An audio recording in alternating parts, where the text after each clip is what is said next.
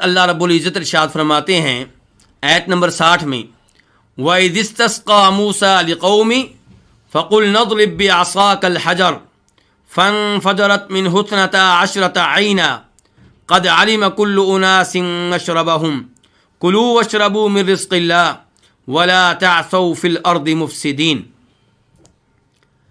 وَإِذِ اسْتَسْقَىٰ، اور جب موسیٰ علیہ السلام نے پانی مانگا، لقومہ اپنی قوم کے لیے، فقلنا تو ہم نے کہا، اضرب آپ ماریں، بعصاک اپنے عصا کو، اپنی لاٹھی کو، الحجرہ پتھر پہ، فانفجرت منہ تو پھوٹ پڑے اس میں سے، اثنتا عشرۃ عینا 12 چشمے، قد علم تحقیق جان لیا، کل اناس تمام لوگوں نے، مشربہم اپنے اپنے گھاٹ کو، اپنے پانی پینے کی جگہ کو، کلو کھاؤ، وشربو اور پیو، من رزق اللہ اللہ کے رزق میں سے، ولا تعثوا فی الارض مفسدین اور نہ پھرو زمین میں فساد کرتے ہوئے۔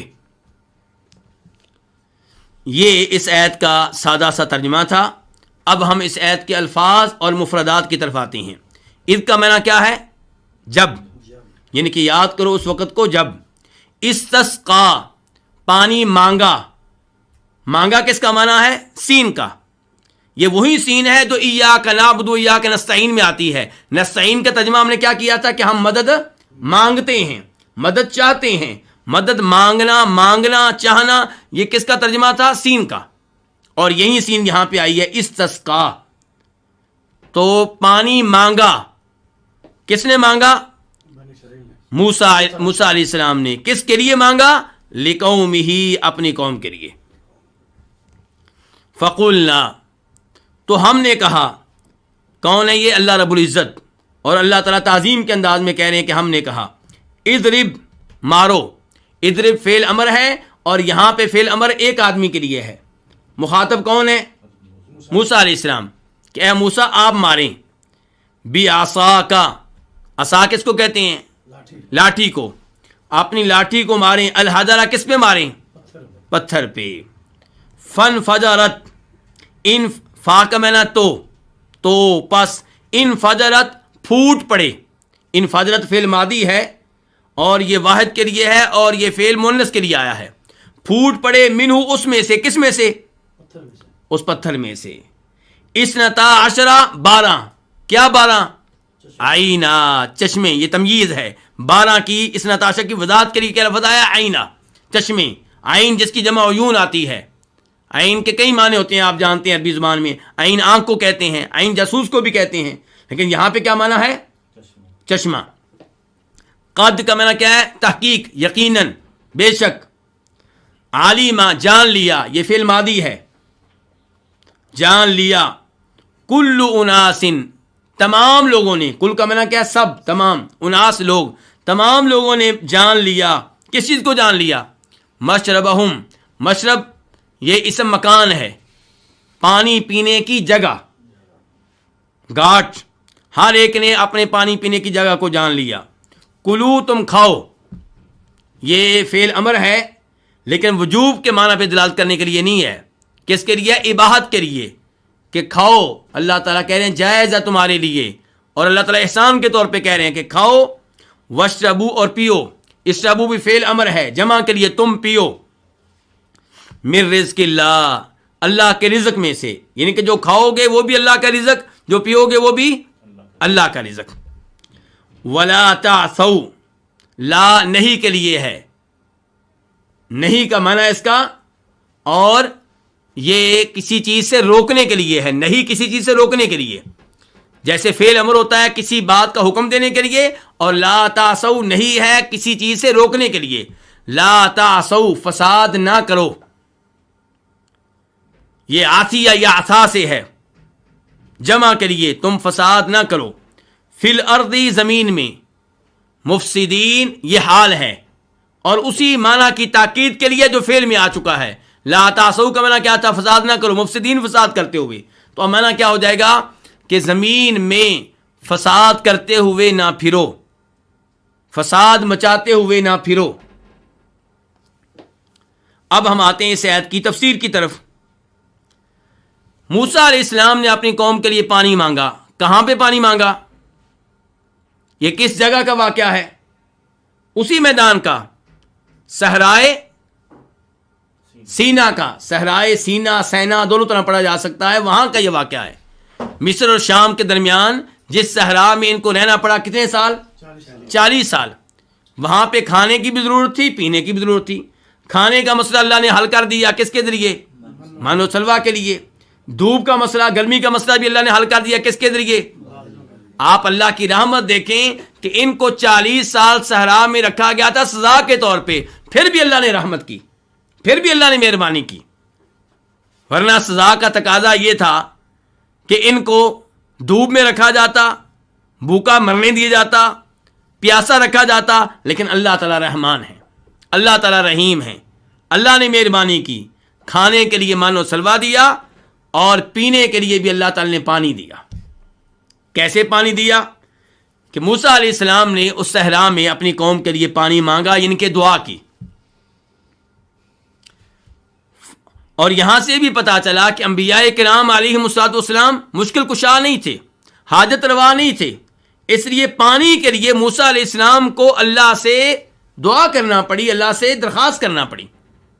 اور اللہ سے دعا کرنا یہ سعادت ہے، عبادت بھی ہے اور آپ کا مسئلہ بھی حل ہوگا۔ تو جب موسیٰ علیہ السلام نے اپنی قوم کے لیے پانی مانگا، فقلنا، تو ہم نے کیا کہا؟ اضرب، آپ ماریں، بعصاک، اپنے عصا کو کس چیز پہ ماریں؟ پتھر پہ۔ موسیٰ علیہ السلام نے اپنے عصا کو سمندر میں مارا تھا تو کیا ہوا تھا؟ راستہ بن گیا تھا، خشک راستہ بن گیا تھا۔ اور اللہ نے یہ معجزہ کس کے ذریعے قائم کیا؟ موسیٰ علیہ السلام کے عصا کے ذریعے، طوفانی آندھی کے ذریعے نہیں۔ اور یہ معجزہ تھا جو نشانی تھی موسیٰ علیہ السلام کے سچا نبی ہونے کی۔ اور اب اللہ تعالیٰ نے موسیٰ علیہ السلام کے ذریعے، ان کے عصا کے ذریعے ایک اور معجزہ دکھایا کہ موسیٰ علیہ السلام کا عصا پتھر پہ مارا ہے اور اس میں سے پانی پھوٹنا شروع ہو گیا ہے عصا مارنے سے۔ حالانکہ لکڑی کا عصا، لکڑی کی لاٹھی، اس کی پتھر کے سامنے کیا حیثیت ہے؟ یہ تو ممکن ہے کہ پتھر کو لاٹھی مارنے سے لاٹھی ٹوٹ جائے، پتھر کو کوئی نقصان نہیں ہونے والا، پتھر کے اوپر کوئی اثر نہیں ہوگا، لیکن یہ اللہ رب العزت کی طرف سے نشانی تھی موسیٰ علیہ السلام کے سچا نبی ہونے کی۔ اور اللہ تعالیٰ نے بنی اسرائیل کو بہت سے معجزات دکھائے، بہت سی نشانیاں دکھائیں جن سے پتہ چل رہا تھا کہ موسیٰ علیہ السلام واقعی اللہ کی طرف سے نبی ہیں۔ الحجر، پتھر پہ عصا مارا، یہ پتھر کون سا تھا؟ کچھ علماء کرام کہتے ہیں الحجر میں ال جو ہے یہ عہد ذہنی کا ہے، یعنی کہ وہ پتھر جس کے بارے میں بنی اسرائیل جانتے ہیں، جس پتھر کا تذکرہ ان کے ذہنوں میں موجود ہے، العہد ذہنی۔ وہ کون سا پتھر؟ وہی پتھر جس پہ موسیٰ علیہ السلام نے نہانے سے پہلے کپڑے رکھے تھے، اور جب نہا کر باہر نکلے تو وہ پتھر کپڑے لے کر باہر کھڑا ہوا۔ اور دوسرا موقف یہ ہے کہ یہ وہ پتھر نہیں ہے، پتھر سے مراد کوئی بھی پتھر ہے تو الجنس کا ہے، کہ آپ کسی بھی پتھر پہ اپنا عصا ماریں، اور یہی موقف صحیح ہے۔ اور اسی موقف کے ذریعے اللہ کی قدرت واضح ہو کر سامنے آتی ہے کہ کسی بھی پتھر پہ ماریں، آپ جس پہ بھی ماریں گے اپنی لاٹھی کو، پانی نکلنا شروع ہو جائے گا۔ تو اضرب بعصاک الحجر، آپ ماریں اپنے عصا کو، کس میں ماریں؟ پتھر پہ ماریں۔ موسیٰ علیہ السلام کے عصا کا تذکرہ قرآن حکیم میں کئی دفعہ آیا ہے۔ یہاں آیا ہے کہ پتھر پہ مارا تو پانی نکلا، اور پہلی کئی آیتوں میں آ چکا ہے کہ سمندر میں مارا تو سمندر پھٹ گیا، راستہ بن گیا۔ اور جب موسیٰ علیہ السلام اللہ سے کلام کرنے کے لیے گئے تھے تو اللہ نے پوچھا تھا وما تلک بیمینک یا موسیٰ، موسیٰ تمہارے دائیں ہاتھ میں کیا ہے؟ تو کیا کہا تھا؟ ہی عصایا، میرے دائیں ہاتھ میں میری لاٹھی ہے، میرا عصا ہے، اتوکا علیہا، اس کے اوپر ٹیک لگاتا ہوں، واحش بہا علی غنمی ولی فیہا مآرب اخری، اور اس عصا کے ذریعے میں اپنی بکریوں کے لیے پتے اتارتا ہوں اور بھی کئی اس سے کام میں لیتا ہوں. تو اللہ رب العزت نے یہاں پہ کیا بیان کیا کہ موسیٰ علیہ السلام کا عصا پتھر پہ مارا گیا تو پانی نکلا. فانفجرت منہ، تو اس پتھر سے پھوٹ پڑے. کیا پھوٹ پڑے؟ 12 عیناً، چشمے. 12 کیوں؟ 20 کیوں نہیں؟ 50 کیوں نہیں؟ 1 کیوں نہیں؟ اسرائیل کے قبائل کتنے تھے؟ 12 تھے. کیسے پتا چلا آپ کو؟ اللہ رب العزت فرماتے ہیں سورہ اعراف میں وَقَطَّعْنَاهُمُ اثْنَتَيْ عَشْرَةَ أَسْبَاطًا أُمَمًا، ہم نے بنی اسرائیل کو تقسیم کر دیا تھا کتنے قبیلوں میں؟ 12 قبیلوں میں. تو 12 قبیلوں کے لیے 12 چشمے، تاکہ ان میں جھگڑا نہ ہو، تاکہ رش قائم نہ ہو، تاکہ ان کو مشکلات کا سامنا نہ کرنا پڑے. اللہ تعالیٰ کی رحمت دیکھتے چلے جائیں اور بنی اسرائیل کی نافرمانیاں اور سرکشیاں دیکھتے چلے جائیں. تو یہی تو اللہ تعالیٰ کے احسانات ہیں جو اللہ رب العزت یاد کروا رہے ہیں ان بنی اسرائیل کو جو نبی علیہ الصلوۃ والسلام کے زمانے میں تھے، تاکہ ان احسانات پہ اللہ کا شکر ادا کرتے ہوئے اللہ کے نبی جناب محمد پہ ایمان لے آئیں صلی اللہ علیہ وسلم، اور اللہ کے نازل کردہ کلام قرآن کریم پہ ایمان لے آئیں. فانفجرت منہ اثنتا عشرۃ عینا، تو اس میں سے 12 چشمے پھوٹ پڑے. قد علم کل اناس مشربہم، کیا یہ 12 چشمے آج بھی موجود ہیں؟ کچھ مفسرین نے ذکر کیا ہے کہ یہ آج بھی موجود ہیں، لیکن اس بات پہ اعتماد نہیں کیا جا سکتا. مجھے بھی اس جگہ پہنچنے کا موقع ملا ہے، میں نے بھی جگہ دیکھی ہے، اور وہاں پہ ایک جگہ موجود ہے جہاں سے ہلکا ہلکا پانی پھوٹ رہا ہے قریب قریب میں. لیکن کیا یہ وہی جگہ ہے جو موسیٰ علیہ السلام کے زمانے میں تھی؟ اللہ بہتر جانتا ہے. کتنا عرصہ گزر گیا، ہمارے نبی کو دنیا سے گئے ہوئے کتنے سال ہو گئے؟ تقریباً 1500 سال. اور پھر آپ دیکھیں ان سے پہلے عیسیٰ علیہ السلام، پھر موسیٰ علیہ السلام، تو بہت عرصہ گزر چکا ہے. اس لیے کسی ایسے پتھر کے بارے میں کہنا کہ یہ وہ پتھر ہے، یہ وہ جگہ ہے جس سے وہ چشمے پھوٹے تھے جن کا تذکرہ قرآن میں آیا ہے، یہ ایک مشکل امر ہے. تو قد علم کل اناس مشربہم، تحقیق جان لیا تمام لوگوں نے مشربہم، اپنے اپنے پینے کی جگہ. تو اللہ کا یہاں پہ احسان پہلا کیا ہے کہ اللہ نے اس صحرا میں جہاں ان کو سزا کے طور پہ رکھا گیا تھا ان کو پانی دیا. پھر اللہ تعالیٰ نے پانی دیا تو محدود نہیں دیا کہ آپس میں لڑائیاں شروع ہو جائیں، ایک دوسرے کو قتل کرنا شروع کر دیں، بلکہ اللہ نے 12 چشمے دیے اور ہر قبیلے کے لیے ایک چشمہ مخصوص کر دیا گیا.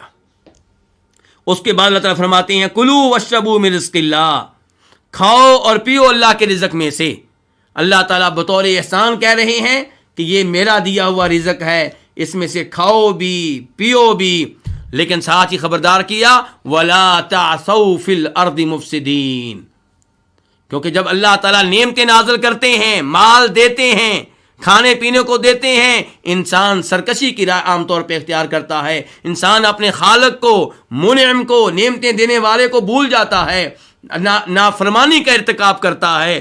تو اس لیے اللہ تعالیٰ نے خبردار کیا کہ میں تمہیں نعمتیں دے رہا ہوں، کھانے کو میں دے رہا ہوں، پینے کو میں دے رہا ہوں، تم نے میری اطاعت کی راہ اختیار کرنی ہے، میری شریعت پہ عمل کرنا ہے، فساد نہیں کرنا. اور فساد کس کو کہتے ہیں؟ شرک کرنا فساد ہے، بدعات کی راہ اختیار کرنا فساد ہے، معاصی اور نافرمانی کے کام کرنا فساد ہے. اللہ نے جن چیزوں کو واجب قرار دیا ہے، جو فرائض بتائے ہیں انہیں بجا نہ لانا فساد ہے. جن چیزوں کو اللہ نے حرام قرار دیا ہے ان کے قریب جانا، ان کا ارتکاب کرنا، یہ سب فساد ہے. اور اللہ کے بندوں کے حقوق تلف کرنا، ان کے حقوق کو دبا لینا، ان پہ ظلم کرنا، یہ بھی کیا ہے؟ فساد ہے. تو اللہ تعالیٰ کہہ رہے ہیں کھاؤ اور پیو اللہ کے رزق میں سے. وَلَا تَعْثَوْا فِي الْأَرْضِ مُفْسِدِينَ، اور زمین میں فساد کرتے نہ پھرو. تو مفسدین مفسد کی جمع ہے، مفسد اسم فاعل ہے، افسد یفسد سے، مفسد فساد کرنے والا، مفسدین فساد کرنے والے، یہ جمع کا لفظ ہے. اور تم زمین میں نہ پھرو فساد کرنے والے. مفسدین میں اسی معنی کو دوبارہ لایا گیا ہے جو لا تعثوا سے معلوم ہو رہا تھا، لیکن لا تعثوا کے بارے میں علماء کرام نے لکھا ہے کہ اس کا مطلب ہوتا ہے شدید فساد کرنا. تو زمین میں شدید فساد کرتے ہوئے نہ پھرو۔ اللہ رب العزت سے دعا ہے کہ اللہ رب العزت ہمیں اپنا کلام صحیح معنوں میں سمجھنے کی توفیق عنایت فرمائے، اور اللہ تعالی ہمیں ان نعمتوں پہ جو اللہ نے ہمارے اوپر نازل کی ہیں ان کا شکریہ ادا کرنے کی توفیق دے۔ اللہ تعالی ہمیں فساد کی راہ پہ، سرکشی کی راہ پہ چلنے سے بچائے۔